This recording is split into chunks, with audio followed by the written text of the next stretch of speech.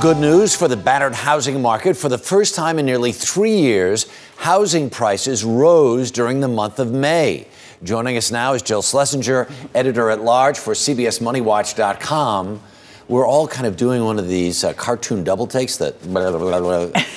Did we really see this? I showed the cover of the Wall Street Journal this morning. What's the big picture look like across the country? Housing prices are down 17% from a year ago. So that's when people are going to say, what? But they're up 0.5% in the last month. The first time we've seen a nice increase. And in 3/4 of the surveyed cities, we saw prices either stable or up. That was a turning point in this particular survey. Everybody's been talking like the cover of Newsweek says the recession is over, this kind of scraping along the bottom. Yeah. Does this mean maybe the economy is starting to just get off the bottom a bit? Well, absolutely, because when you think about it, housing brought us into this crisis. So the first signs of stabilization are seen as a very good big picture indicator. Right. This doesn't mean happy times are here again. Sure. But it does mean that we are in a better place. Let's look at some of these markets where housing prices, where the arrows are green, which is just, it's kind of amazing having gone through this for the last several years now.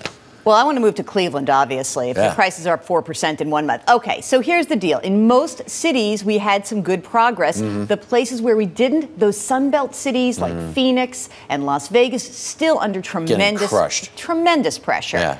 Okay, assume for a moment that the recession has scraped the bottom and we're beginning to come out of it.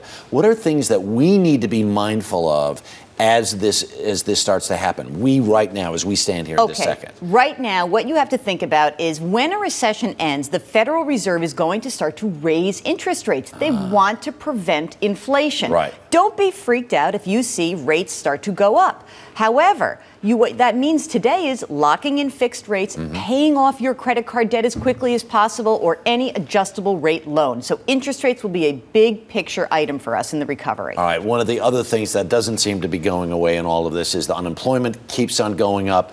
The economy is still hemorrhaging hundreds of thousands of jobs. If you've got a job, what do you need to keep in mind? Well, first of all, job loss is tapering off, but don't get too cocky in your current job because employers are still very quick to lop off anyone they don't think is productive. But what you should do is adjust to the current wage you are earning because we will not see wage increases anytime soon. Wages are stagnant. They're expected to remain stagnant probably for another year or two. All right. Some good advice as the kind of, I'm not exactly feeling like I'm hanging onto a balloon. We're limping to the finish line. There you go. All right. Jill Schlesinger, as always, thanks.